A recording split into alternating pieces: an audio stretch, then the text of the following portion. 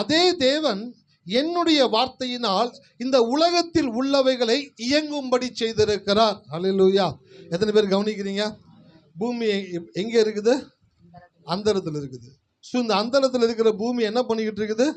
சுற்றிக்கிட்டே இருக்குது. ரிவால்வ்ன்றாங்க ஆங்கிலத்தில். தன்னைத்தானே சுற்றிக்கிட்டு அது சூரியனையும் சுற்றி வருது அப்படின்றாங்க. அப்போ அந்த பூமியை அந்தரத்தில் வச்சு அந்த பூமியை சுத்த விட்டுருக்கிறாராம். அப்போ பூமியை வார்த்தையினால படைத்தாரு, வார்த்தையினால பூமியை சுழலும்படி செய்திருக்கிறாராம். வெளியில் அவர் முடிச்சுட்டு அந்த பூமிக்கு உள்ள மனிதனை படைத்து மனிதனுடைய கரத்தில் அதிகாரத்தை கொடுத்து அந்த மனிதனிடத்தில் சொல்றாரு, நீ நான் எப்படி வார்த்தையை கொண்டு பூமியை சுழலும்படி செய்திருக்கிறேனோ நீ உன்னுடைய வார்த்தையை கொண்டு, அப்படின்னாக்க தேவன் அவனுக்கு கொடுக்கிற வார்த்தையை கொண்டு இந்த உலகத்தின் உள்ள இருக்கிறவைகளை நீ இயங்கும்படி செய்து கொள் என்று சொல்லி தேவன் அவனுடைய கரத்தில் கொடுத்திருக்கிறார். ஹல்லேலூயா. எத்தனை பேர் இருக்கீங்க? ஆமாம், பாருங்க, உங்களுக்கு விஷயம் உங்களுக்கு தெரிஞ்சிச்சுன்னு வச்சுங்களேன், கடவுளுடைய வார்த்தையை எப்படி சொல்லணுன்றதை புரிஞ்சுக்க ஆரம்பிச்சிருவீங்க. கடவுளுடைய வார்த்தையை நீங்கள் சொன்ன உடனே உங்களுடைய கண்களுக்கு தெரியாம ஒரு விஷயம் நடக்க ஆரம்பிக்குது. என்னன்னாக்க, நீங்கள் சொல்லுகிற அந்த தேவனுடைய வார்த்தை உங்களை சுற்றி இருக்கக்கூடிய காரியங்களை உங்களுக்கு அனுகூலமாக அது நகர்த்தக்கூடியதாக இருக்கிறது. கடவுளுடைய வார்த்தையை சொன்ன உடனே அது வேலை பார்க்க ஆரம்பிச்சிருதான்.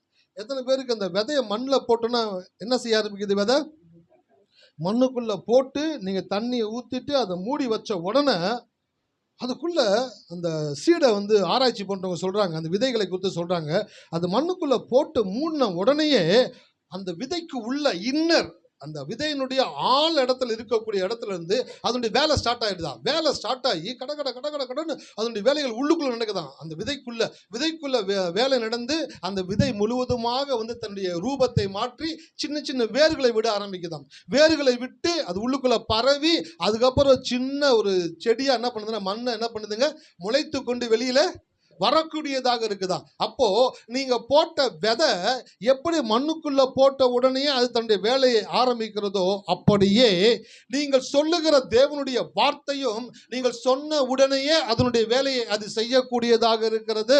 அல்லேலூயா. இது தெரிஞ்சிச்சுன்னு வச்சுங்களேன், அதிகமாக கடவுளுடைய வார்த்தையை தியானிக்க ஆரம்பிச்சிருவீங்க, சொல்ல ஆரம்பிச்சிருவீங்க. கடவுளுடைய வார்த்தையை சொன்ன உடனே என்ன நடக்குது அப்படின்னாக்க, உங்களுக்கு அனுகூலமாக தேவன் இந்த உலகத்தை என்ன பண்றாருனாக்க சுழலும்படி செய்யக்கூடியவராக இருக்கிறார். சார் இது எப்படி சார் நான் தெரிஞ்சுக்கிறது?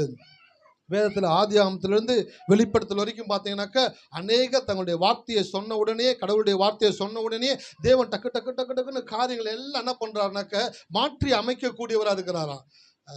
ஆபிரகாம் தன்னுடைய வேலைக்காரனாகிய எலியேசர் அனுப்புறாரு தன்னுடைய மகன் ஈசாக்குக்கு பொண்ணு பார்க்கும்படி. அவன் சொல்றான், பெரிய இந்த பொண்ணு பார்த்து கொடுக்குறது மாப்பிள்ளை பார்த்து கொடுக்குற வேலை மட்டும் இருக்கு பார்த்தீங்களா, ரொம்ப ரொம்ப ரொம்ப ரொம்ப அது என்ன சொன்னாக்கா காலம் கடந்தும் நம் பேர் பேசப்படக்கூடிய விதமாக இருக்கும். அல்லேலூயா. நல்லா வாழ்ந்துட்டாங்கன்னு வச்சுங்களேன், சோத்திரையா சோத்திரமா நீங்கள் பார்த்து வச்சிங்க, நல்லா வாழ்கிறாங்க, பரவாயில்லம்மா, சோத்திரமா சோத்திரமா சொல்லுங்க, நல்லா பார்த்து வச்சிங்களே பாருங்க.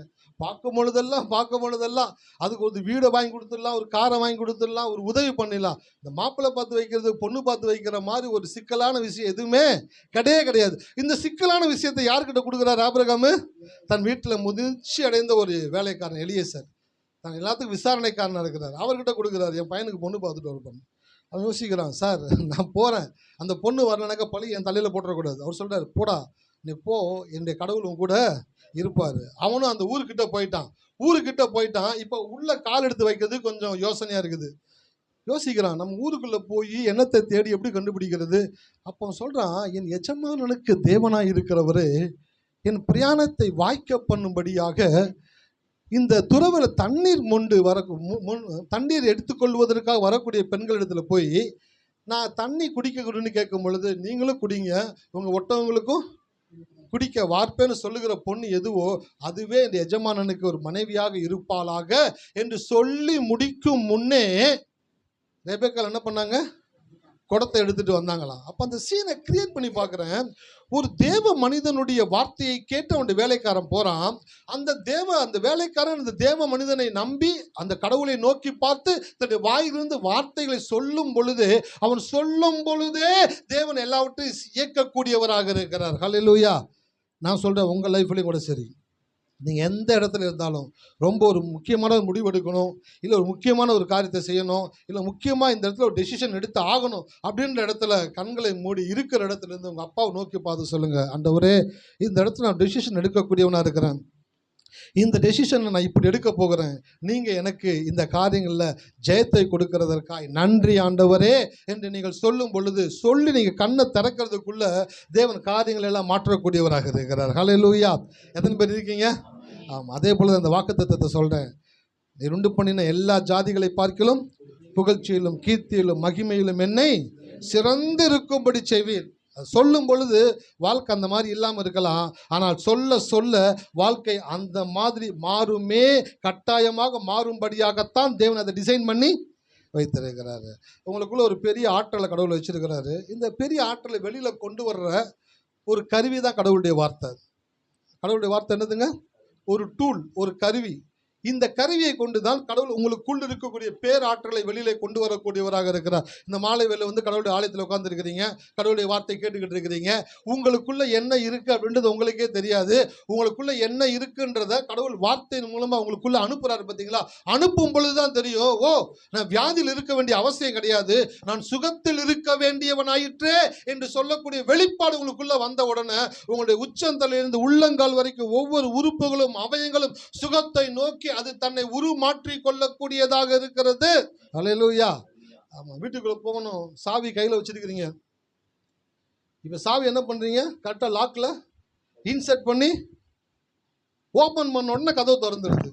அதேதான் கடவுளுடைய வார்த்தை சாவி மாதிரி தான். உங்களுக்குள் இருக்கக்கூடிய பேராற்றலை திறந்து விடக்கூடிய சாவி தான் தேவனுடைய வார்த்தைன்றதை புரிஞ்சுக்கிட்டீங்கன்னாக்க எல்லா சூழ்நிலையிலும் வார்த்தைகள் எடுத்து சொல்லிக்கிட்டே இருப்பீங்க, வார்த்தையை அறிக்கை பண்ணிக்கொண்டே இருப்பீங்க. வார்த்தையை சொல்ல சொல்ல சொல்ல உங்கள் வாழ்க்கையை தேவன் வளமாக்கக்கூடியவராக இருக்கிறார். ஸோ இந்த வாக்குத்தத்தத்தின்படியே கடவுள் உங்களை ஆசீர்வதிப்பாராக. ஒரு காரியத்தை சொல்லிட்டு அப்படியே கடந்து போக விரும்புகிறேன். காலை ஆராதனைக்கு வந்திருந்தீங்கன்னாக்கா அதை குறித்து நான் பேசியிருக்கிறேன். உன்னை திரும்பி கூட பார்க்காதவர்கள் உன்னை பார்க்க விரும்பக்கூடிய இடத்தில் உட்கார வைக்கும் தேவன் அவர்.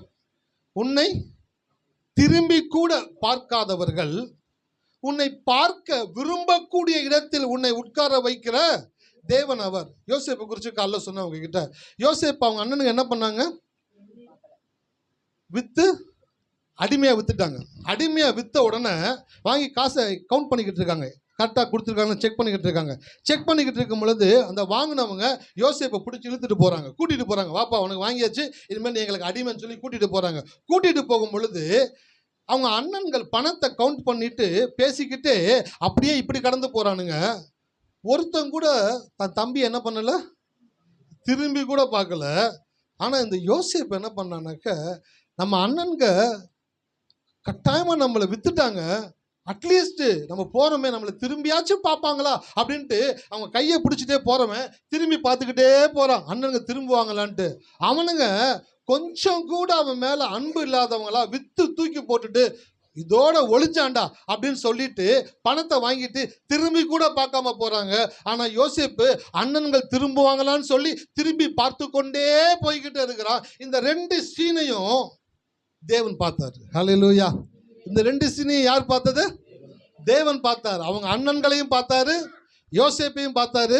அண்ணன்கள் திரும்பி பார்க்காம போறானுங்க, இந்த யோசேப்பு திரும்பி பார்த்துக்கிட்டே போறான். அந்த ரெண்டு பேரும் அப்படியே பிரியிறாங்க. பிரியும் பொழுது அந்த இடத்துல தேவன் பார்க்குறாரு, நான் கொடுத்த கனவு, நான் கொடுத்த வார்த்தை அதை பழிக்காம போக பண்ற அளவுக்கு நீங்க அவ்வளோ பெரிய தௌலத்தா, நீங்க அவ்வளோ பெரிய வேலையை பார்க்குறீங்களா?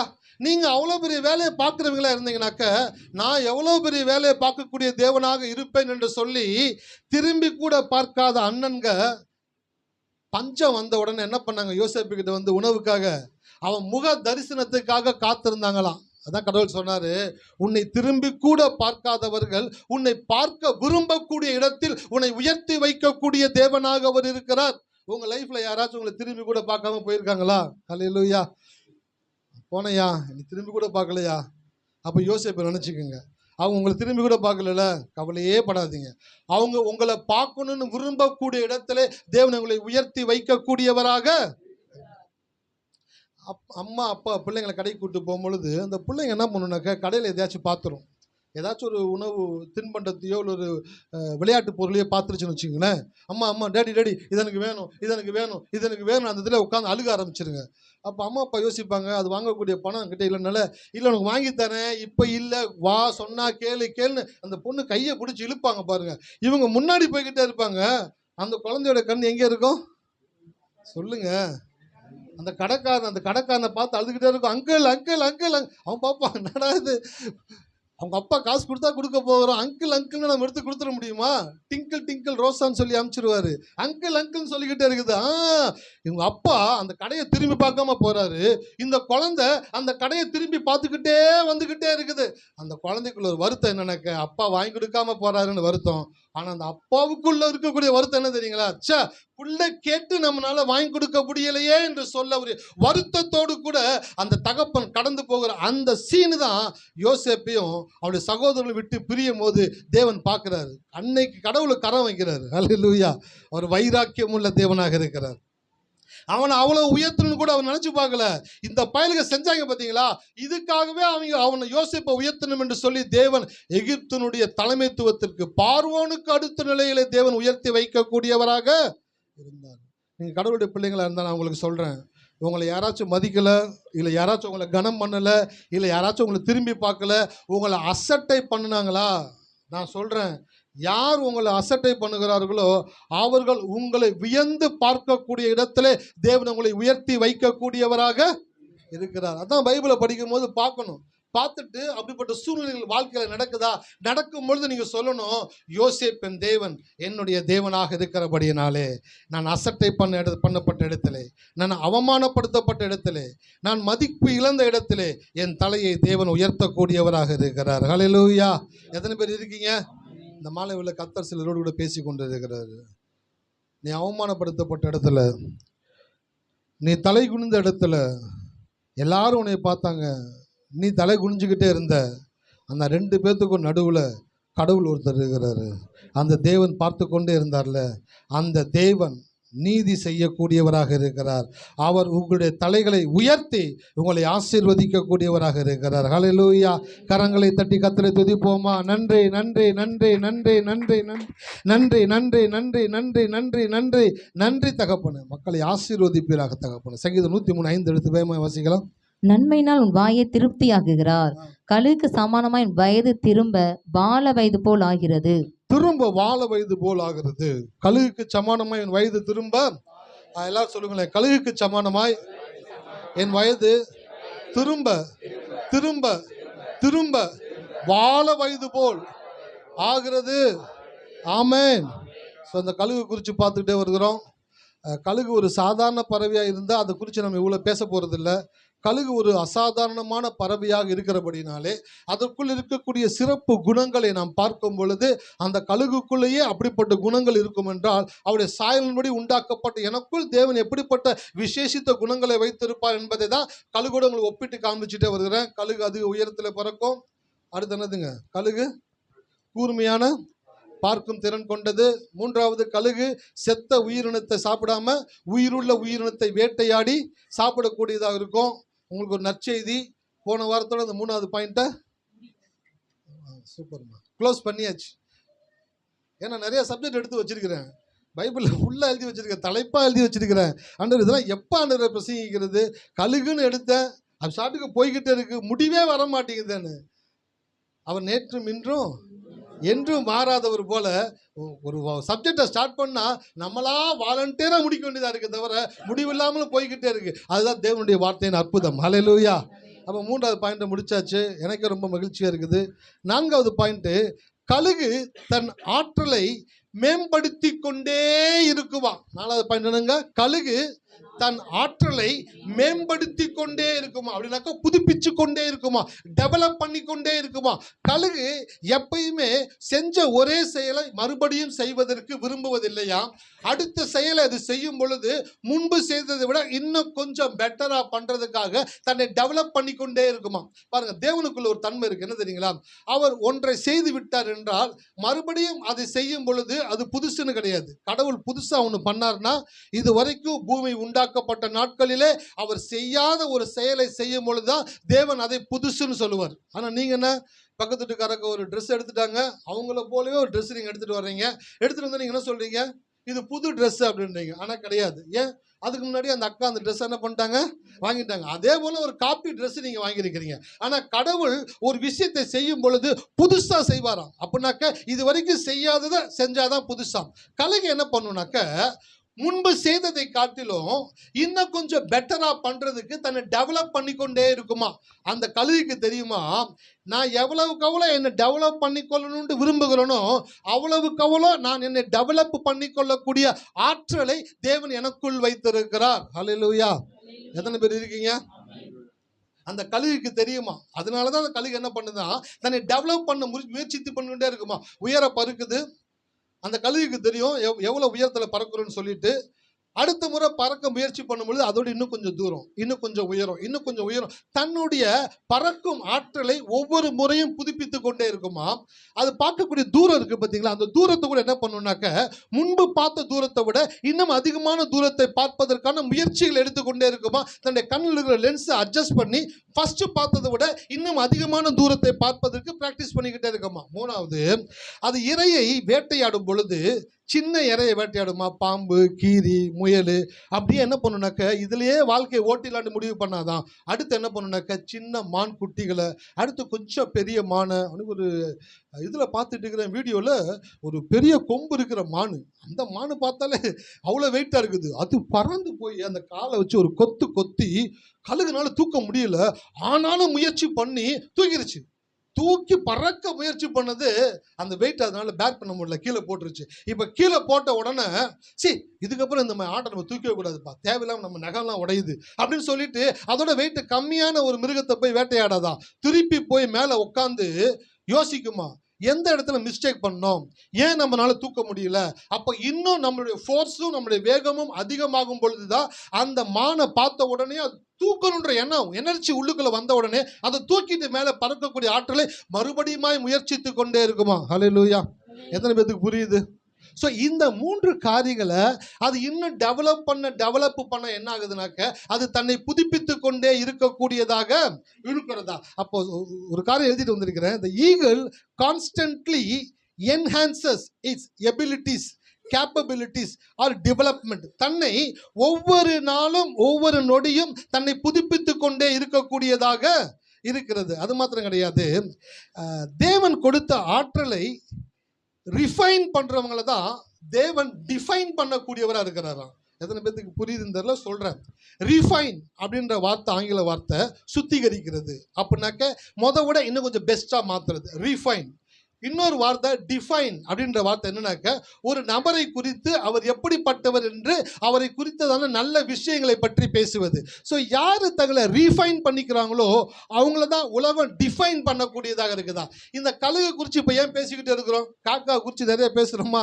காக்கா குறித்து அதிகமாக பேசலை, ஆனால் கழுகை குறித்து அதிகமாக பேசுகிறோம். ஏன்னாக்க கழுகுனுடைய தன்மை அப்படிப்பட்ட தன்மையாக இருக்கிறபடினாலே அதனுடைய தன்மையும் மனிதனுடைய தன்மையும் மேம்படுத்தி பார்க்கும் பொழுது நம்முடைய ஆற்றல் வெளிப்படக்கூடியதாக இருக்கிறது. அந்த கழுகுக்குள்ள இருக்கக்கூடிய அந்த டெவலப்பிங் ஸ்கில் இருக்கு பார்த்தீங்களா, அதை தான் வேத வல்லுநர்கள் கரிஷ்மா அப்படின்னு சொல்றாங்க. என்னதுங்க கரிஷ்மா?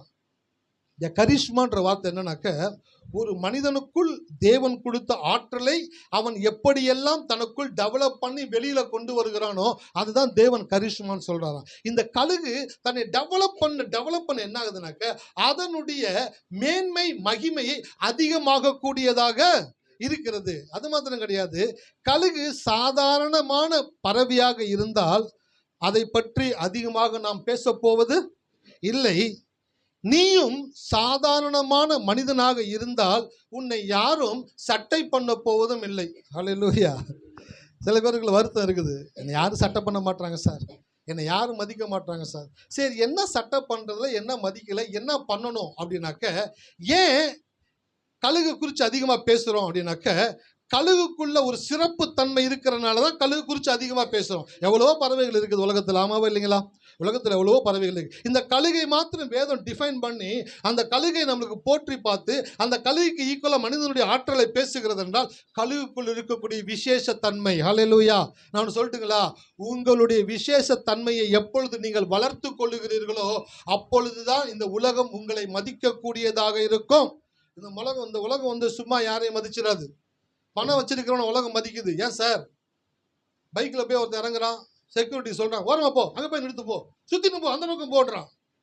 காரில் வந்து ஒருத்தர் நிற்கிறான், ஓடி வந்து சாவியை வாங்குறான். சார் நீங்கள் உள்ளே போங்க சார் அப்படின்ட்டு அவன் கார் எடுத்து கொண்டு போய் என்ன பண்ணுறான், பார்க் பண்ணக்கூடியவனா இருக்கிறான். அப்போ ஒரு மனிதனுடைய விசேஷ தன்மை அவனுக்குள் எப்பொழுது வருகிறதோ அப்பொழுதுதான் அவனை மக்கள் மதிக்கக்கூடியவர்களாக இருக்கிறார்கள். இந்த கழுகை குறித்து ஏன் இப்ப பேசுறோம்னாக்க, கழுகுக்குள்ள ஒரு விசேஷ தன்மை இருக்கிறதுனால தான் அந்த கழுகை குறித்து பேசுகிறோம். நீங்களும் சாதாரண மனிதர்களாக இருந்தீங்கன்னாக்க உங்களை யாரும் சட்டம் பண்ணவே, உங்களை மதிக்கணும் அப்படின்னாக்க உங்களுடைய தரத்தை கூட்டுங்க. என் தரத்தை நான் எப்படி சார் கூட்டுறது, என் குவாலிட்டி எப்படி நான் என்ஹான்ஸ் பண்ணுறது, என் குவாலிட்டி நான் எப்படி ரிஃபைன் பண்ணுறது, என் குவாலிட்டி எப்படி நான் டெவலப் பண்ணுறது? ரொம்ப சிம்பிள். உங்கள் வாழ்க்கையில் எப்பெல்லாம் நீங்கள் மற்றவர்களால் மதிக்கப்பட வேண்டும், மற்றவர்கள் உங்களுக்கு கனம் கொடுக்க வேண்டும் என்று விரும்புகிறீர்களோ அப்போல்லாம் நீங்கள் ஒரு காரியத்தை செய்யணும். என்ன அப்படின்னாக்க, நீங்கள் எப்போ தேவனை மதிக்க ஆரம்பிக்கிறீங்களோ அப்போ தான் மற்றவங்க உங்களை மதிக்க ஆரம்பிப்பாங்க. ஹல்லேலூயா. எத்தனை பேர் இருக்கீங்க? எவர்கள் தேவனை முதன்மைப்படுத்துகிறார்களோ அவர்களுக்குத்தான் தேவன் முதல் மரியாதையை கிடைக்கும்படி செய்கிறார். எவர்கள் தேவனை முதன்மைப்படுத்துகிறார்களோ அவர்களுக்குத்தான் தேவன் முதல் மரியாதையை கிடைக்கும்படி செய்கிறாரா? இந்த உலகத்துல ஒரு பறவையை குறித்து நான் பேசிக்கிட்டு இருக்கிறேன் பல வாரங்களா, நீங்க அதை குறித்து கேட்டுக்கிட்டு இருக்கீங்கன்னாக்க அந்த பறவையினுடைய தரம் இருப்பதனால்தான் அதை குறித்து நாம் பேசிக்கொண்டு இருக்கிறோம். இன்னொன்று சொல்லிட்டு அடி கடந்து போகிறேன் வேகமாக வார்த்தைக்குள்ள. பணம் வைத்திருப்பவன் சரியாக படிக்கவில்லை என்றாலும் ஏதாவது செய்து மேலே வந்து உட்கார்ந்து, பணம் வச்சிருக்கான் பார்த்தீங்களா, அவனுடைய பிள்ளைங்க சரியா படிக்கலைன்னா கூட அவன் என்ன பண்ணுவானாக்க அந்த பிள்ளைங்களை எப்படியோ பாஸ் பண்ண வச்சு எப்படியோ மேலே கொண்டு வந்து ஒரு ஓனர்ன்ற சீட்ல இருந்து என்ன பண்ணிடுவான், உட்கார வச்சிருவான். பணம் வைத்திருப்பவன் சரியாக படிக்கவில்லை என்றாலும் ஏதாவது செய்து மேலே வந்து உட்கார்ந்து விடுவான். பணம் இல்லாதவன் ஏதாவது செய்து படிக்க வேண்டியதை படித்து முடித்தால் மாத்திரமே மேலே வருவான். அல்லேலூயா. கழுகு மேல உயரத்துல பறக்குது அப்படின்னாக்க அவங்க அப்பா என்ன பணக்காரரா? சொல்லுங்க. கழுகோட அப்பா யாராச்சும் பணக்காரர்னு பார்த்துருக்கீங்களா? கழுகுக்கு அப்பாலாம் பணக்காரர் கிடையாது. ஆனால் கழுகு அதிக உயரத்தில் பறக்கக்கூடிய ஆற்றலை அது பெற்றுக்கொண்டபடியினாலே அது உயரத்தில் பறக்கும் போது எல்லாருடைய கண்களிலும் படக்கூடியதாக இருக்கிறது. அப்போ கழுகு அதிக உயரத்தில் பறக்கிறதுக்கு அவ்வளோ ஈஸியான விஷயம் நினைக்கிறீங்களா?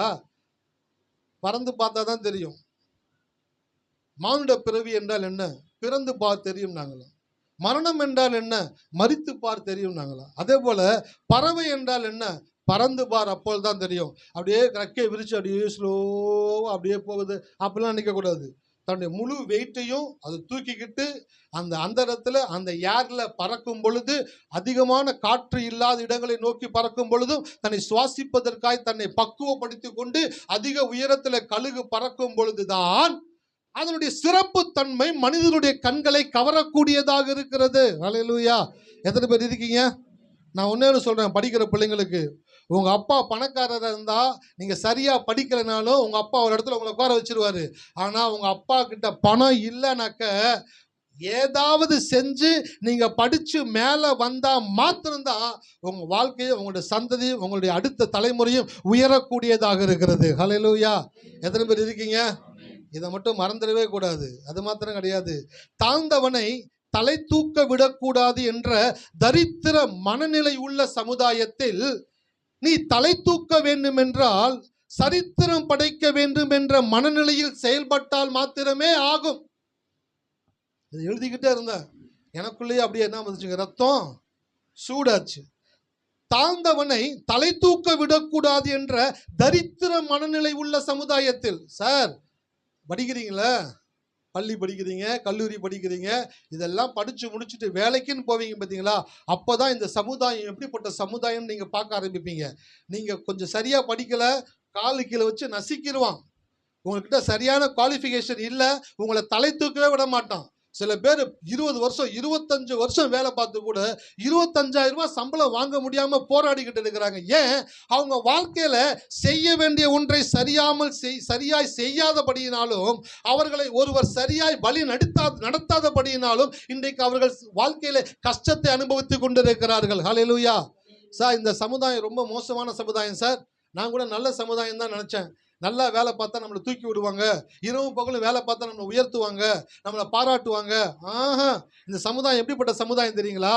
நீ தாழ்ந்தவனா, நீ தாழ்ந்த ஜாதியா, நீ கீழே இருந்து வர்றியா, நீ படிக்கலையா, உன்கிட்ட ஒன்றும் இல்லையா, நீ ஒன்றும் இல்லாத நீ 24 மணி நேரம் வேலை பார்த்து மாடாக உழைத்தாலும் உன் உழைப்பை மாத்திரம் எடுத்துக்கொண்டு மறுபடியும் உன்னை கீழே போட்டு நசுக்கக்கூடிய தரித்திர மனநிலை உள்ள சமுதாயத்தில் வாழ்ந்து கொண்டிருக்கிறோம். அல்லேலூயா.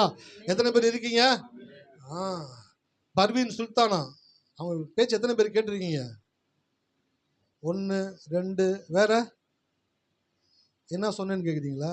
பர்வீன் சுல்தானா தெரியுமா? ஆமாம், நல்லா படித்து நல்லா ஒரு உயர்ந்த இடத்துல இருக்கிறவங்க. நிறையா பேச்சு நல்லா பட்டிமன்றங்களில் பேசுவாங்க, நிறைய ஸ்கூலில் காலேஜஸில் போய் பேசுவாங்க, ஜெயிலில் போய் பேசுவாங்க, நிறைய இடங்களில் போய் பேசுகிறாங்க. அவங்க சொல்லுவாங்க, தம்பி படிச்சிடறா தம்பி, படிக்க வேண்டிய வயசில் படிச்சிடறா. அப்போனாக்கா என்னன்னாக்கா, கழுகு தன் குஞ்சா இருக்கும் பொழுது இந்த தாய் பறவை அதுக்கு பறக்க கற்றுக் கொடுக்கும் பொழுது எல்லா கழுகுகளும் உயரமாக பறக்கிறது இல்லை. எந்த கழுகுகளுக்குள் உயர பறக்க வேண்டும் என்ற விருப்பம் இருக்கிறதோ அந்த கழுகுகள் மாத்திரமே சிறந்த கழுகுகளாய் பறந்து மேலே வரக்கூடியதாக இருக்கிறது. அப்போ அந்த பர்வீன் சுல்தானை சொல்றாங்க, படிச்சிடா தம்பி, படிச்சிடா, எதை விட்டாலும் படிச்சிடா, வாழ்க்கையில எல்லாவற்றையும் இது பண்ண கூட சரி, படிச்சு மட்டும் நீ முடிச்சுட்டு வெளியில வந்துட்டனாக்க இந்த சமுதாயம் உன்னை பார்த்து பயப்படக்கூடிய இடத்துல, மரியாதை கொடுக்கக்கூடிய இடத்துல நீ வந்து உக்காந்துடணும். அதை மிஸ் பண்ணிட்ட, வாழ்க்கை முழுக்க நீ மேல வரணும்னு நினைச்சாலும் உன்னை மேல வரவிடாம பண்றதுக்கு ஒரு ஆர்கனைசேஷன், ஒரு சிஸ்டம் வேலை பார்த்துக்கிட்டே இருக்குது. ஹல்லேலூயா. எத்தனை பேர் இருக்கீங்க? என்னுடைய கம்பெனியில் நான் 25 வருஷம் முடிஞ்சு 26வது வருஷம் வேலை பார்த்துக்கிட்டு இருக்கிறேன். 26வது வருஷம் வேலை பார்த்துக்கிட்டு இருக்கிறேன். நான் அந்த கம்பெனியில் கூட்டி பெருக்கிற வேலைக்கு தான் உள்ளே போனேன். ஆனால் கூட்டி பெருக்கிற உள்ள வேலைக்கு போனவன் 10வது மாத்திரமே படிச்சிருந்தேன். அப்புறம் அங்கே வேலை பார்த்துக்கிட்டே வந்து என்னுடைய பிஏ கம்ப்ளீட் பண்ணேன். என்னை பிஏ கம்ப்ளீட் பண்ணி அங்கே வேலை பார்த்துக்கிட்டே இருக்கிறேன். இப்போ அந்த கம்பெனியில் ஒரு முக்கியமான ஒரு பொறுப்பில் வேலை பார்த்து கொண்டு இருக்கிறேன். வேலை பார்த்து கொண்டு இருக்கும் பொழுது கூட அதை சுற்றி இருக்கக்கூடிய மேனேஜருங்க, முதலாளிகளுடைய மனநிலை எப்படிப்பட்ட மனநிலையாக இருக்குனாக்க, அதாவது இவன் கீழே இருந்து வந்திருக்கான், இவனை மேலே வந்துட விட யோசிச்சு பார்த்தேன். அவ்வளோ கீழே இருந்து என்னை தேவன் இவ்வளோ மேலே உயர்த்திருக்காருனாக்க இப்போதான் எனக்கு தெரியுது என்னைய எவ்வளவு அமுக்குனாங்க, எவ்வளவு நசுக்குனாங்க. அதையெல்லாம் தாண்டி அதையெல்லாம் கடந்து கடவுளுடைய கிருபை மாத்திரம் இல்லை என்றால் இந்த உயரத்திற்கு கூட என்னை வரவிடாமல் என்னை நசுக்கி கொண்டே இருந்திருப்பார்கள். ஹல்லேலூயா. நான் சொல்றேன் உங்களுக்கு, மாறா ஜெயிச்சிடுறா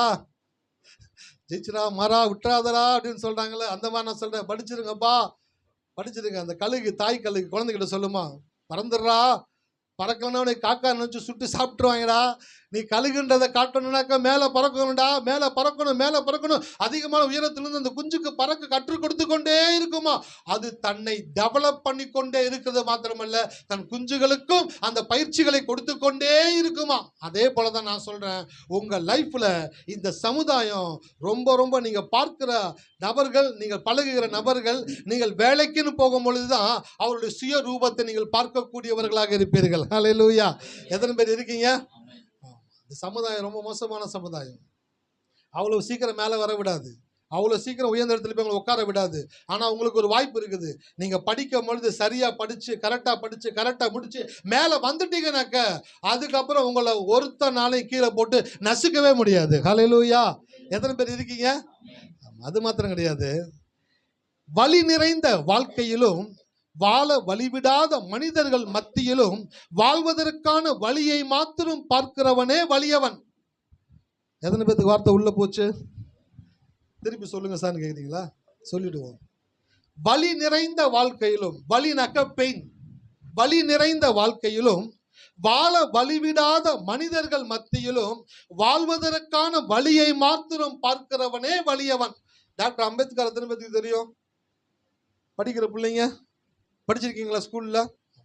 இந்த டாக்டர் அம்பேத்கரை பற்றி ஒரு காரியம் எழுதியிருக்கு. என்னன்னாக்க, அவர் பேர் டாக்டர் B.R. அம்பேத்கர். அப்படின்னாக்க பீமாராவ் ராம்ஜி அம்பேத்கர். அவரை ஷார்ட்டாக வந்து பாபா சாஹேப்னுவாங்க. பாபா சாஹேப் இந்த வார்த்தைக்கு என்ன அர்த்தம்னாக்க ஃபாதர் ஆஃப் மாஸ்டர். அப்படின்னாக்க எல்லா சிறந்த நபர்களுக்குமான தந்தை. ஏன்னாக்க ஒரு சாதாரண குடும்பத்தில், தாழ்த்தப்பட்ட குடும்பத்தில், தலித் குடும்பத்தில், ஒரு கிராமத்தில் பிறந்த ஒரு சிறிய பையன், அவனுக்குள்ள கடவுள் ஒரு ஆற்றலை வச்சுட்டாரு. என்ன ஆற்றல்னாக்க, படிக்கணுன்ற ஒரு ஆற்றல் அவனுக்குள்ள வச்சுட்டாரு, ஒரு ஆர்வத்தை அவனுக்குள்ள வச்சுட்டாரு.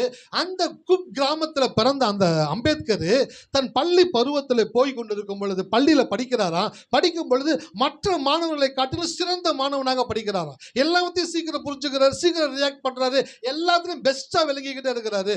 இதுல மேல் உயர்மட்ட ஜாதி இருக்காங்க பாத்தீங்களா, அவங்க பசங்க சரியா படிக்கிறது இல்ல, சரியா புரியுறது இல்ல, பாஸ் ஆகுறது இல்ல. அப்ப அங்க இருக்கிற பணக்காரங்க வந்து வாத்தியார்ட்ட சொன்னாங்களா, என்ன இவன் ஒரு சாதாரண தலித், ஒரு கீழ் ஜாதிக்காரன், இவனுக்கு இவ்வளவு மார்க் போட்டிருக்கீங்க, என் பையனுக்கு கம்மி மார்க் போட்டிருக்கீங்க. வாத்தியார் பார்த்தாரா, சார் இது ஜாதியை வச்சு மார்க் போடுறது இல்ல, படிச்ச படிப்பை வச்சு மார்க் போடுறது சார், அதெல்லாம் கிடையாது, மாத்து, அந்த பையனுக்கு கம்மி மார்க் போடு, எங்க பசங்க நிறைய மார்க் போடு. அவர் கம்மி மார்க் வாங்கினா கூட கவலைப்படுறது இல்லை. ஏன் தெரியுங்களா, எல்லா கேள்விகளுக்கும் நான் சரியாகத்தான் பதில் எழுதியிருக்கிறேன், ஆகையினால் எனக்கு சரியான மதிப்பெண் வரணும்.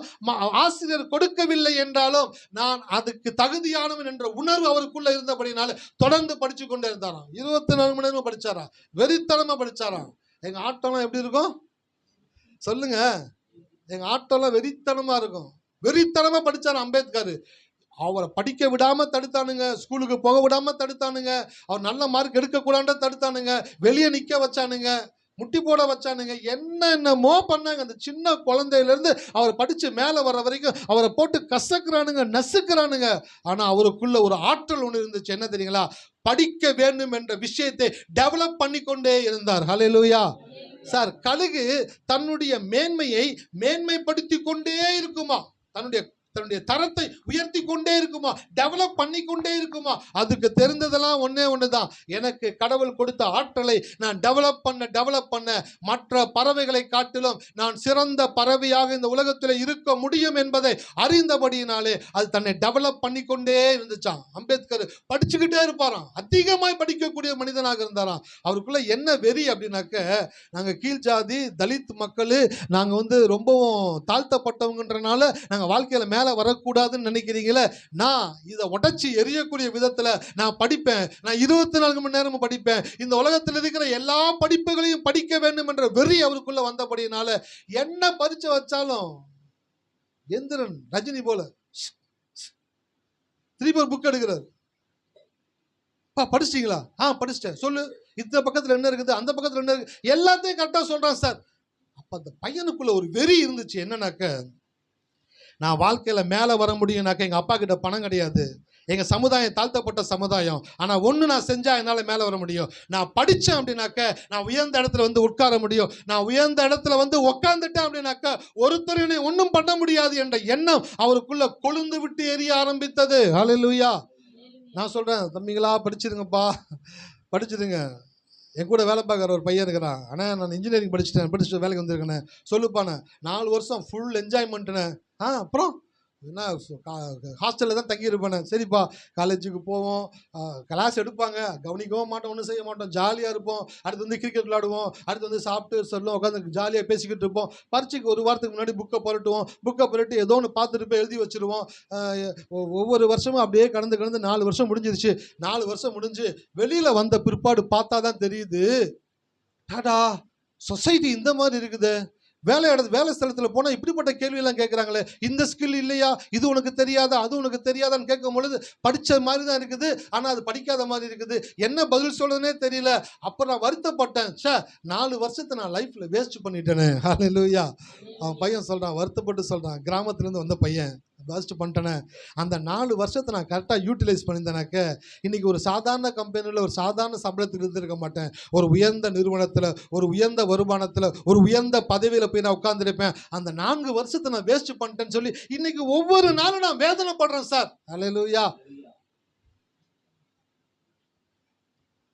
நான் சொல்கிறேன், உங்களுக்கு கடவுள் ஒரு ஆற்றல் கொடுத்துருக்கிறார். ஹல்லேலூயா. அம்பேத்கருக்கு படிக்கிறதுக்கு பணம் இல்லை, படிக்க விடாமல் தடுக்கிறது நிறைய பேர் இருந்தாங்க. அவன் கீழ் ஜாதி, அவனுக்கு இடஒதுக்கீடு கிடையாது, அவன் எங்கே போனாலும் அவனை கடைசியாக உட்கார வைப்பாங்களாம் பரீட்சை எழுதுறதுக்கு. அவனை மட்டும் ஃபோக்கஸ் பண்ணி எல்லாரும் பார்த்து எழுதுவாங்களாம், இவனை மட்டும் பார்த்து எழுத விட மாட்டாங்களாம். இவர் படித்ததை எழுதுறதுக்கு நேரம் பார்த்ததுக்கிட்டு பார்த்து எழுதுறது, அதில் எல்லாத்துலேயும் போட்டு கசக்குனாங்க, நெருக்குனாங்க அந்த மனுஷனை. அவ்வளவு நெருக்கத்தின் மத்தியிலும், வலி நிறைந்த வாழ்க்கையிலும், வாழ வழிவிடாத மனிதர்கள் மத்தியிலும் வாழ வேண்டும் என்ற விருப்பத்தோடு கூட வாழ்ந்து காட்டியவர் தான் வலிய டாக்டர் அம்பேத்கராக இருக்கிறார். ஹல்லேலூயா. அம்பேத்கர் கட்சியில் இருக்கிறவங்க பார்த்தான்னு வச்சுங்களேன், தம்பி வந்துருங்க தம்பி, நம்ம கட்சியில் வந்து ஒரு நாளைக்கு பேசிட்டு போங்க. எனக்கு ஒருத்தர் சொல்லிக் கொடுத்தாரு பல வருஷத்துக்கு முன்பாக, பெரியாரை பற்றி ஒரு வார்த்தை சொல்லிக் கொடுத்தாரு, இன்னும் மனசில் நிறைய பதிஞ்சிருக்குது. தொண்டு செய்து பழித்த பலம் தூய தாடி மார்பில் விழும், மண்டை சுரப்பி உலகம் தொழும், மனக்குகையில் சிறுத்தையலும் அவர்தான் பெரியார். இந்த வார்த்தை சொல்லிக் கொடுத்தாரு. கொஞ்சம் நேரம் உட்காந்து சொல்லிக்கிட்டே இருந்தேன் பார்த்துங்க. இது சொல்லிக் கொடுத்து எனக்கு தெரிஞ்சு 25 வருஷத்துக்கு முன்னாடி சொல்லிக் கொடுத்தாரு ஒருத்தர், ஒரு இன்சூரன்ஸ் ஆஃபீஸில். பெரியார்னா யாருன்னு கேட்டேன், இதை சொல்லிக் கொடுத்தாரு. அதை கேட்டோன்னே இதயத்தில் போய் ஆள் மனசில் பதிஞ்சிருச்சு. தூக்கத்தில் தட்டி கேட்ட கூட பெரியார் யாருன்னா சொல்லிவிடுவேன். உங்கள்கிட்ட சொல்லணும் அம்பேத்கர் யார் அப்படின்னு கேட்டால் நீங்கள் சொல்லணும் அம்பேத்கரா. வலி நிறைந்த வாழ்க்கையிலும் வாழ வழிவிடாத மனிதர்கள் மத்தியிலும் வாழ வேண்டும் என்ற விருப்பத்தோடு கூட வாழ்ந்து காட்டிய வலியவன் தான் டாக்டர் அம்பேத்கர். ஹல்லேலூயா. எத்தனை பேர் இருக்கீங்க? எத்தனை பேருக்கு வார்த்தை உள்ள போகுது? வாழ்க்கையில் செய்ய வேண்டிய நேரத்தில் சரியாக செஞ்சிட்டிங்கனாக்க அடுத்தவங்க வாழ்க்கை ரொம்ப சூப்பராக இருக்கும். ஹல்லேலூயா. அப்போ டாக்டர் அம்பேத்கருக்குள் இருக்கக்கூடிய அந்த படிக்கணுன்ற அந்த ஒரு ஆர்வம், அதுதான் எபிலிட்டி. பாருங்க, ஒவ்வொரு மனிதனுக்குள்ளும் தேவன் ஒரு எபிலிட்டி கொடுத்துருக்கிறார். அது என்னன்னு கண்டுபிடிச்சிட்டீங்கன்னு வச்சுங்களேன், அதை தொடர்ந்து செய்ய ஆரம்பிச்சிருவீங்க. இன்றைக்கு உலகத்தில் டிஸ்ட்ராக்ஷன் அதிகமாக இருக்குது. என்னதுங்க இருக்கு? டிஸ்ட்ராக்ஷன். நம்மலாம் சின்ன பிள்ளையா இருக்கும் பொழுது வெள்ளிக்கிழமை ஒளியும் போடுவாங்களா? சிஸ்டர் நீங்கள் சொல்லுங்கள், இவங்களா சிறு பிள்ளைங்க, இவங்களுக்குலாம் தெரியாது, பவானி சிஸ்டர் தான் தெரியும். வெள்ளிக்கிழமை சிஸ்டர், வெள்ளிக்கிழமை ஒளியும், சனிக்கிழமை ஒரு ஹிந்தி படம் போடுவான், புரியலனாலும் போய் உட்காந்து பார்ப்போம். ஞாயிற்றுக்கிழமை ஒரு பழைய படம் போடுவான், வீடு சோறு மண், ஏதோ ஒரு படம் போடுவான். அந்த படம் எப்போ எடுத்தாங்கன்னே தெரியாது, அதெல்லாம் போட்டுக்கிட்டு இருப்பாங்க. அப்புறம் செய்தி. இந்த 4 தான் எங்கள் என்டர்டெயின்மெண்ட்டு. செய்தி போட்டுருவாங்க, வெள்ளிக்கிழமை ஒளியும், சனிக்கிழமை ஹிந்தி படம், ஞாயிற்றுக்கிழமை ஒரு தமிழ் படம், பாடாதி படத்தை போடுவான். ஆனால் குடும்பத்தோடு உட்காந்து பார்க்கலாம் அந்த படத்தை. இதுதான் லைஃப். அன்றைக்கி என்டர்டெயின்மெண்ட்னால அதுதான் இருந்துச்சு. ஆனால் இன்றைக்கி பசங்களுக்கு என்டர்டெயின்மெண்ட் என்ன ஆயிடுச்சுங்க? கொட்டி கிடக்குது, கை கிட்ட இருக்குது என்டர்டெயின்மெண்ட்டு. எவ்வளோ நேரம் வேணாலும் செலவு பண்ணால் அவங்களுக்கு திருப்தி ஆக மாட்டாங்க. யாராச்சும் ஒருத்தர் 10 மணி நேரம் ஃபோன் பார்க்குறவங்கள போயிட்டு, ஏய் ஃபோன் பார்க்காதடா அப்படின்னு வச்சுங்களேன், கீழே வைக்கும் போது கூட, ஏய் 10 மணி நேரம் ஃபோன் பார்த்தியாடா, அப்போ கூட சலிப்பாக வைக்கிற அப்படின்னாக்க அது அவ்வளோ அட்ராக்ஷன் ஆயிடுச்சு.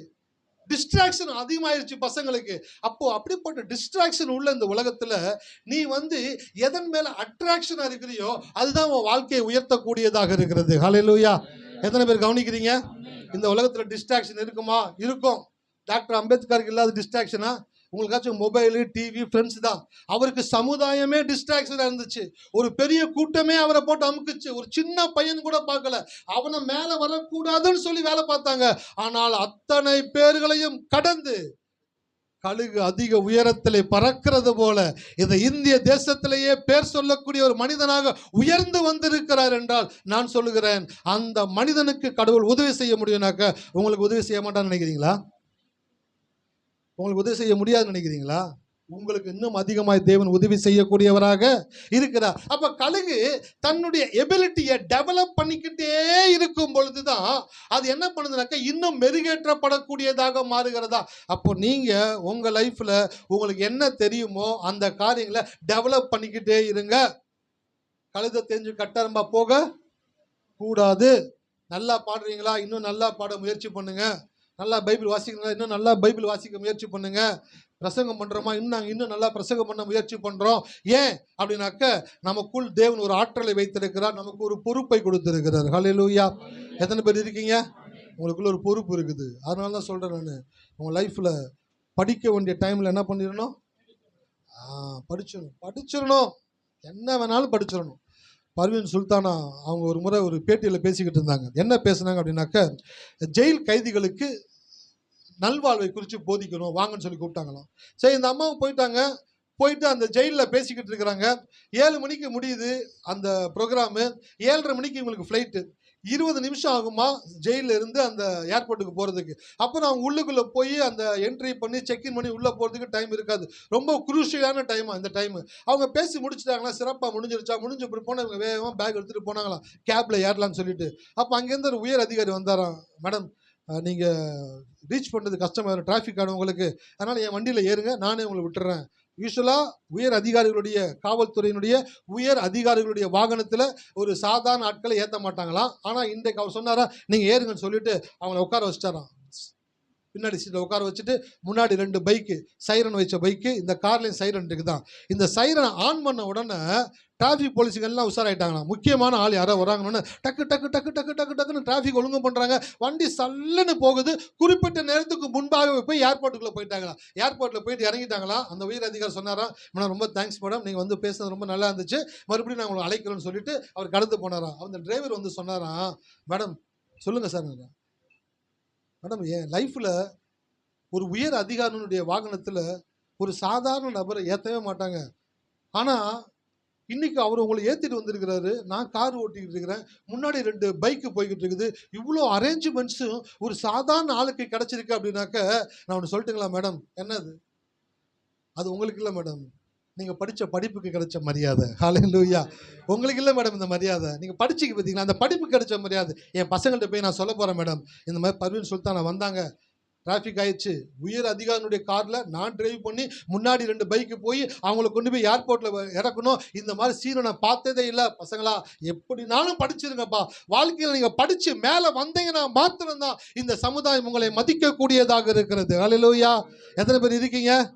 இப்போ நான் சொல்கிறேன், உங்கள் வீட்டில் இருக்கிற பிள்ளைங்கள்ட்ட சொல்லுங்கள், படிச்சிருங்க. என்னவா இருந்தாலும் படிச்சிருங்க.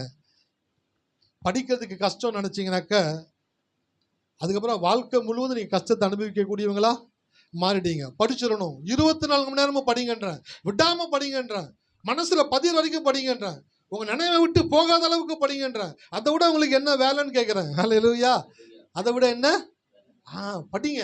எவ்வளோ பசங்க வேலை பார்த்துட்டே படிக்கிறாங்க, எவ்வளோ பசங்க ஸ்விக்கி சொமாட்டோவில் டெலிவரி பாய் இருந்துக்கிட்டே படிக்கிறாங்க, எவ்வளோ பசங்க ஸ்கூலுக்கு போயிட்டு வந்துட்டு வேலைக்கு போயிட்டு படிக்கிறாங்க, நைட்டில் வந்து படிக்கிறாங்க.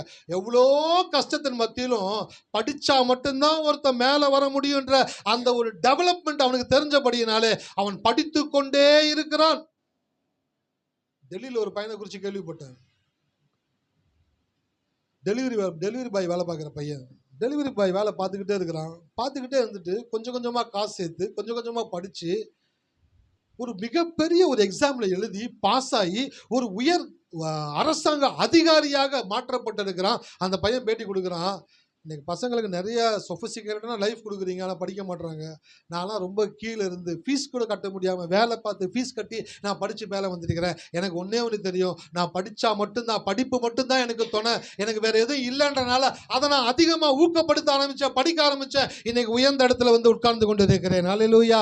எத்தனை பேர் இருக்கீங்க? அப்போ நான் சொல்கிறேன், உங்கள் வாழ்க்கையில் நீங்கள் படிக்கிற பிள்ளைங்களா இருந்தால் படிச்சிருங்க. வேலைக்கு இப்போ வேலை பார்க்குறீங்களா, விடாமல் வேலை பாருங்கள், வெறிகுண்டு வேலை பாருங்கண்ணா, வெறித்தனமாக வேலை பாருங்கண்ணா. வாழ்க்கையில் மேலே வருகிற வரைக்கும் நான் விட மாட்டேன். என்னுடைய ஸ்கில்லு, என்னுடைய திறமையை நான் வளர்த்து கொண்டே இருக்கும் பொழுது என் வாழ்க்கை மாறக்கூடியதாக இருக்கிறது. ஹல்லேலூயா. வேதத்தில் ஒரு மனுஷன் உங்களுக்கு காண்பிக்க போகிறேன், ஒரு 10 நிமிஷம் முடிக்க போகிறேன். அவன் வாழ்க்கையில் அவனுக்குள்ள இருக்கிற ஸ்கில்லை தேவன் எப்படி வெளியில் கொண்டு வந்தான் என்பதை காண்பிக்க போகிறேன். எடுத்து வாசிங்க. நன்றி ஆண்டவர். யோசுவா 1:8.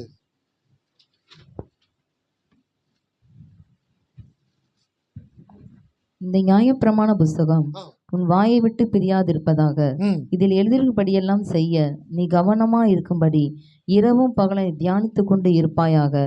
அப்பொழுது நீ உன் வழியை வாய்க்க பண்ணுவாய், அப்பொழுது புத்திமானை நடந்து கொள்ளுவாய். ஆமென். ஹல்லேலூயா. இந்த வசனத்தை நம்ம சபையில் யாரு கேட்டாலும் மனப்படமாக சொல்லுவீங்க.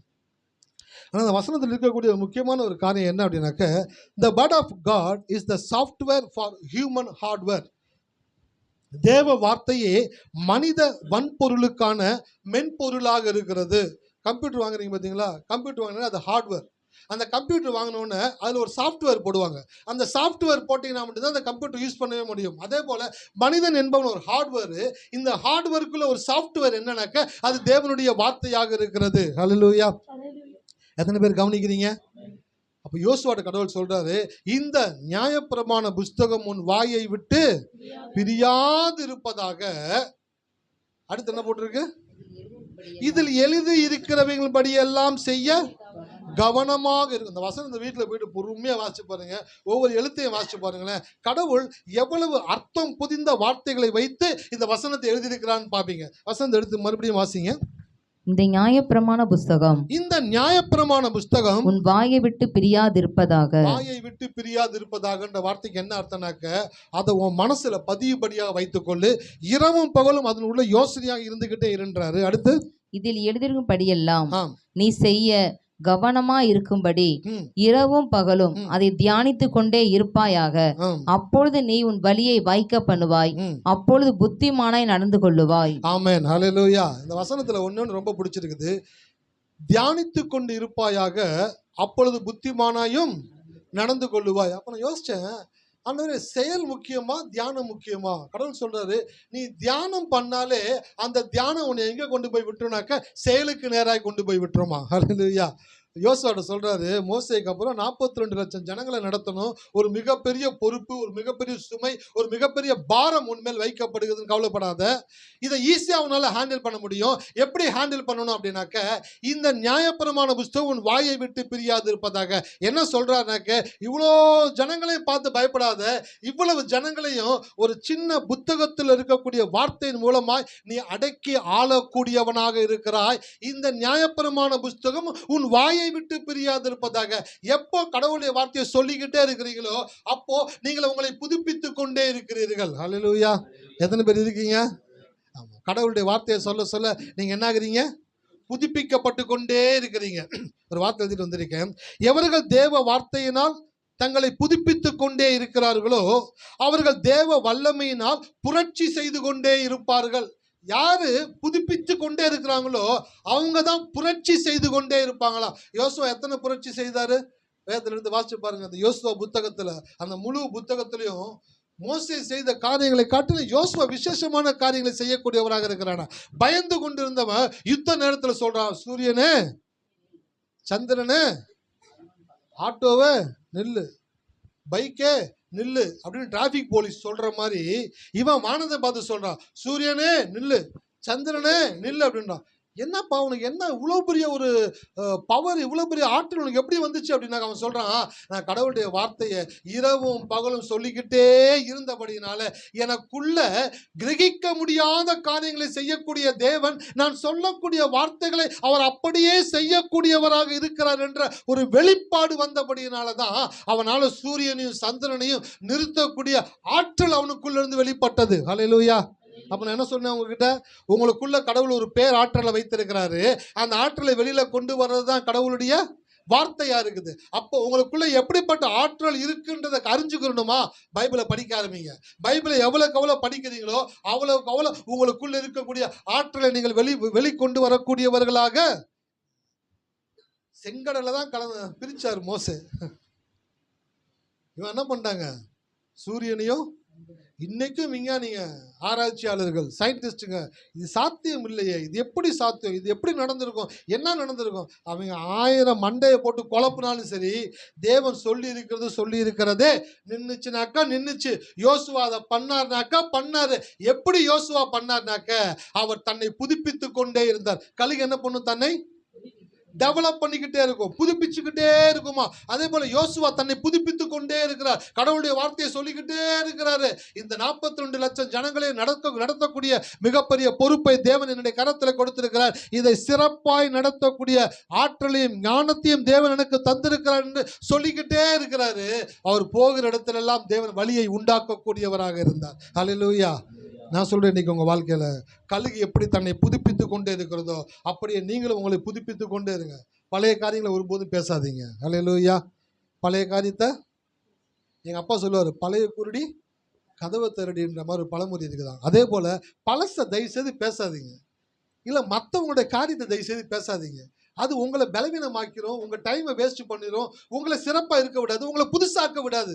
நீங்கள் எப்போ மற்றவங்களை குறித்து பேசுகிறீங்களோ அப்போ நீங்கள் பழசாகிக்கிட்டே இருப்பீங்க. ஹல்லேலூயா. இன்னைக்கு ஒரு வெளிப்பாடு வீட்டுக்கு போகும்போது எடுத்துகிட்டு போங்க.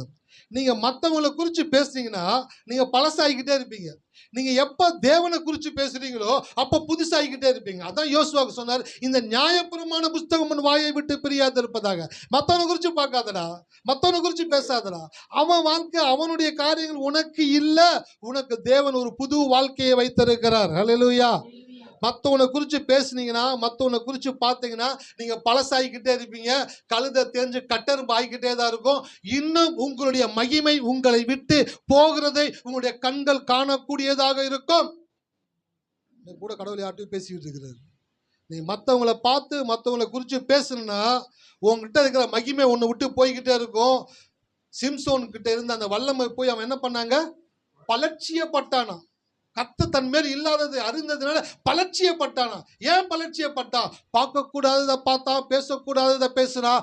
ஆவியானவர் அவனை விட்டு போன உடனே அவன் பலட்சியப்பட்டான், பலவீனப்பட்டான். நான் சொல்றேன், இன்னைக்கு உங்க லைஃப்ல மற்றவனை குறித்து பார்க்காதீங்க, மற்றவனை குறித்து யோசிக்காதீங்க, மற்றவனை குறித்து சிந்திக்காதீங்க. கடவுளுடைய வார்த்தையை மட்டும் சிந்திச்சுக்கிட்டே இருந்தீங்கன்னாக்க கழுகு தன்னை புதுப்பித்துக் கொள்ளுகிறது போல நீங்களும் புதுசாக்கிட்டே இருப்பீங்க. எத்தனை பேருக்கு புதுசாகணும்னு ஆசையா இருக்கு? புதுசாக உங்களுக்கு கடவுள் ஒரு புது சிருஷ்டி ஆகி இருக்கிறாரு. இன்னும் புதிய வாழ்க்கையை உங்களுக்கு வைத்திருக்கிறாரு. இன்னைக்கு நான் ரொம்ப கன்சர்னா நான் பேசுறது யாருக்குனாக்கா, படிக்கிற பசங்களுக்கு படிச்சிருங்க, படிச்சிருங்க. எந்த பணக்காரனுக்கு பணம் இல்லைனாலும் மேலே வந்து உட்காந்துருவான். ஆனால் பணம் இல்லாத நீங்கள் படித்தா மட்டும்தான் மேலே வர முடியும். அதுக்கு உங்களுக்கு தேவன் துணையாக இருக்கக்கூடியவராக இருக்கிறார். ஹல்லேலூயா. மற்ற பசங்களை பார்க்காதீங்க. மற்ற பசங்களுடைய வாழ்க்கை தரம், அவங்களுடைய சூழ்நிலை, அவங்க செய்கிற காரியங்கள், சேட்டை, இதை எல்லாம் நீங்கள் பார்த்து அவங்க பக்கமாக நீங்கள் சாஞ்சிட்டீங்க அப்படின்னாக்க 4 வருஷம் 3 வருஷம் கழிச்சு தான் உங்களுக்கு இந்த சொசைட்டி எப்படிப்பட்ட சொசைட்டி இதை காண்பிக்கக்கூடியதாக இருக்குது. இன்றைக்கு உங்களுக்கு கடவுள் உங்களோட பேசுகிறாரு. இன்றைக்கு ஒரு மாற்றத்துக்குள்ளே வாங்க, இன்றைக்கு ஒரு தீர்மானம் எடுங்க. கழுகு தன்னை புதுப்பித்து கொண்டே இருக்கிறது போல. சார், நீங்கள் சொன்ன பிரசங்கத்தை நான் கேட்டேன், எனக்குள்ள கடவுள் பேசியிருக்கிறாரு. நான் படித்தா மட்டும்தான், நான் படித்து மேலே வந்தால் மட்டும்தான் என் சமுதாயத்தை மாற்ற முடியும், என் குடும்பத்தை மாற்ற முடியும், என் பெற்றோர்களுக்கு ஓய்வு கொடுக்க முடியும் என்றால் நான் அதை ஓய்வில்லாமல் செய்ய தயாராக இருக்கிறேன். ஹல்லேலூயா. பிள்ளைங்க தலையெடுத்தாதான் பெற்றோர்கள் என்ன செய்ய முடியும்? கேட்கல. பிள்ளைகள் தலையெடுத்தாதான் பெற்றோர்கள், மைக்கு கொடுங்க யாராச்சும். பிள்ளைங்க தலையெடுத்தாதான் பெற்றோர்கள் கொஞ்சமாச்சும் ஓய்வு எடுக்க முடியும். பெற்றோர்கள் சின்ன வயசுலேருந்து பிறந்து படித்து வேலைக்கு போய் வேலை பண்ணுற இடத்துல பல அவமானங்களை பட்டு, அசிங்கங்களை பட்டு, அவமானப்பட்டு, குற்றப்படுத்தப்பட்டு, கேவலப்படுத்தப்பட்டு, எல்லாவற்றையும் சகிச்சு, எல்லாவற்றையும் தாங்கி, எல்லாவற்றையும் சாப்பிடாமல் இருந்து, எவ்வளோ காரியங்களை கலந்து அந்த பெற்றோர்கள் வந்து இந்த பிள்ளைங்களுக்கு அந்த வழி தெரியாமல் வளர்த்து அவங்கள படிக்க வச்சு, அவங்க படித்து அவங்க மேலே வந்து அவங்க வேலைக்கு போகும்பொழுது அந்த பெற்றோருடைய மூஞ்சில் ஒரு சந்தோஷம் இருக்கும் பாருங்கள்.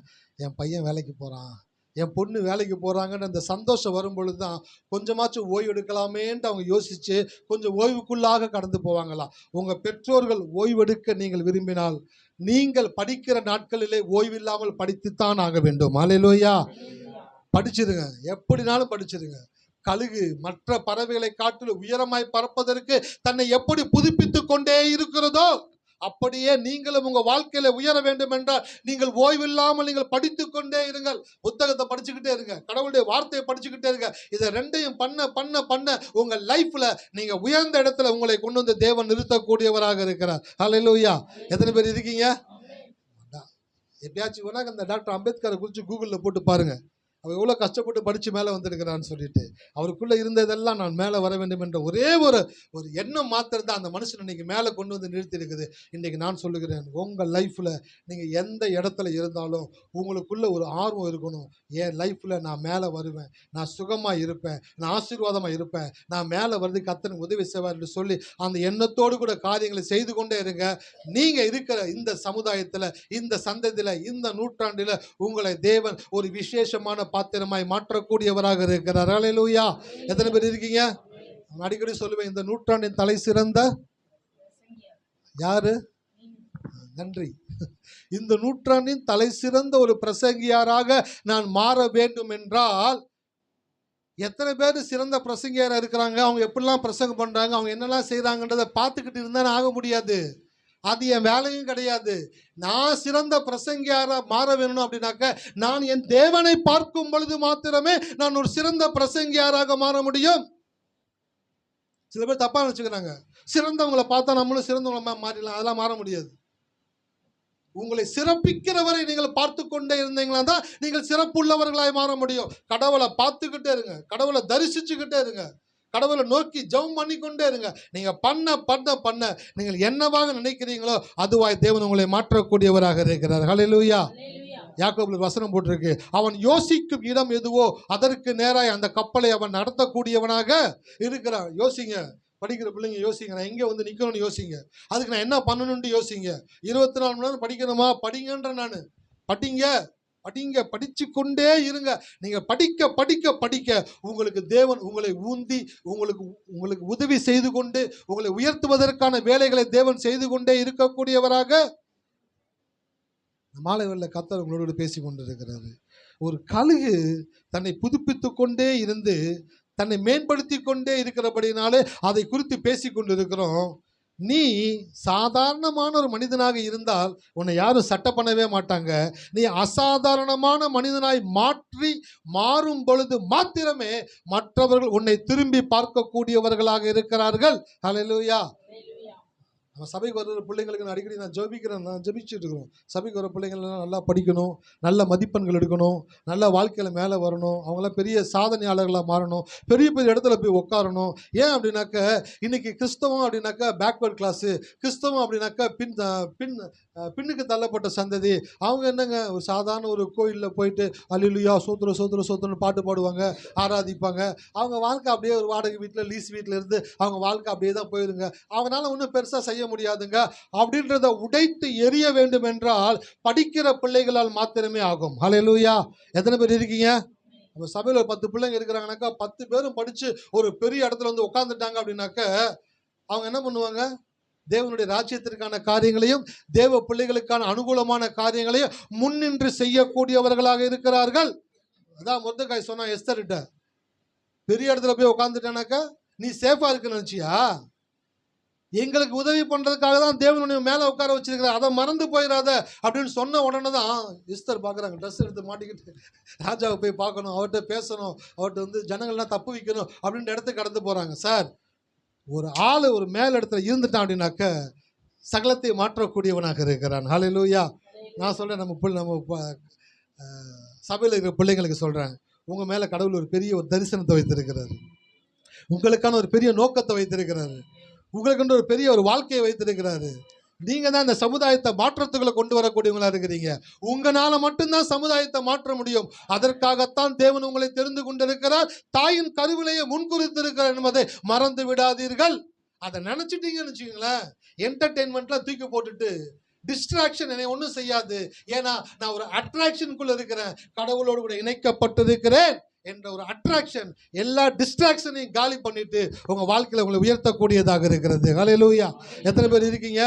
அப்ப கழுகு என்ன பண்ணுமா? தன்னை ஒவ்வொரு நாளும் புதுப்பித்து கொண்டே இருக்குமா. அதான் யோசுவா கடவுள் சொன்னார், இந்த நியாயப்பிரமாண புஸ்தகம் உன் வாயை விட்டு.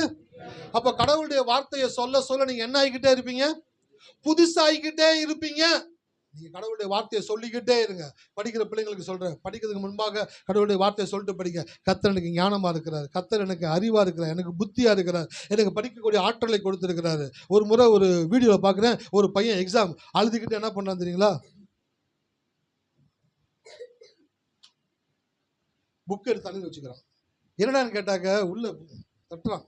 அந்த புக்கில் இருக்கிற பாடம் மண்டைக்குள்ள போகணுமா? 365 நாளும் படிக்கல, நாளைக்கு எக்ஸாமுக்கு இருக்கும்போது இன்னைக்கு புக் எடுத்து வச்சு நான் பார்த்தேன். பெரிய ஆட்டக்காரனா இருப்பான் போலயே, படிக்காம இது அப்படியே எடுத்து மைண்ட்ல வச்சாக்கா உள்ள போயிருமா. நான் சொல்றேன், அப்படிலாம் நடக்காது. படிக்கிறதுக்கு முன்பாக உட்கார்ந்து கடவுளுடைய வார்த்தையை சொல்லுங்க. கர்த்தர் எனக்கு இது புரிந்து கொள்ளக்கூடிய ஆற்றலை கொடுத்திருக்கிறார், இது எனக்கு நல்லா புரியும், நான் சரியா படிப்பேன், நான் சிறப்பா படிப்பேன், எனக்கு கற்றுக் கொடுக்கிறவர்களை காட்டிலும் என்னை தேவன் ஞானம் உள்ளவனாக மாற்றுவார். அதான் தாவீது சொன்னார், ஆமாவா இல்லைங்களா?